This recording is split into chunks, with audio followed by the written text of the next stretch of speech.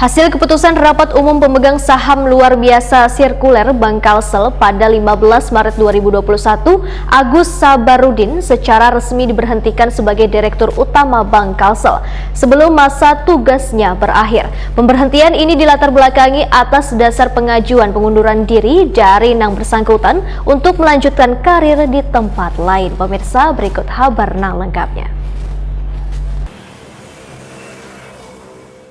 Hasil keputusan Rapat Umum Pemegang Saham Luar Biasa RUPSLB Sirkuler Bank Kalsel pada 15 Maret 2021, Agus Sabarudin secara resmi diberhentikan sebagai Direktur Utama Bank Kalsel sebelum masa tugasnya berakhir. Pemberhentian ini dilatar belakangi atas dasar pengajuan pengunduran diri dari yang bersangkutan untuk melanjutkan karir di tempat lain. Selanjutnya, RUPSLB Bank Kalsel menunjuk EGK Prasetya sebagai pelaksana tugas Direktur Utama sampai terpilihnya Direktur Utama Bank Kalsel nang definitif. Komisaris Utama Bank Kalsel Ari Bastari yakin operasional Bank Kalsel akan tetap dapat berjalan secara optimal. Dewan Komisaris pun akan melaporkan hasil RUPSLB ini kepada Otoritas Jasa Keuangan atau OJK selaku pengawas dan akan mengikuti seluruh ketentuan dalam melaksanakan proses juga mekanisme penetapan calon Direktur Utama. Ari Bastari menjamin siapapun nantinya yang akan meneruskan tonggak kepemimpinan Bank Kalsel pastilah mampu membawa Bank Kalsel menjadi lebih maju dan berkembang. Menurut Ari Bastari, dengan ditunjuknya pelaksana tugas Direktur Utama Bank Kalsel, maka seluruh pengurus wan pegawai tetap berkomitmen untuk terus bekerja dengan serius wan fokus agar seberatan yang ditargetkan dapat tercapai, sehingga memberikan sumbangsi untuk kemajuan Bank Kalsel wan Kalimantan Selatan di masa akan datang.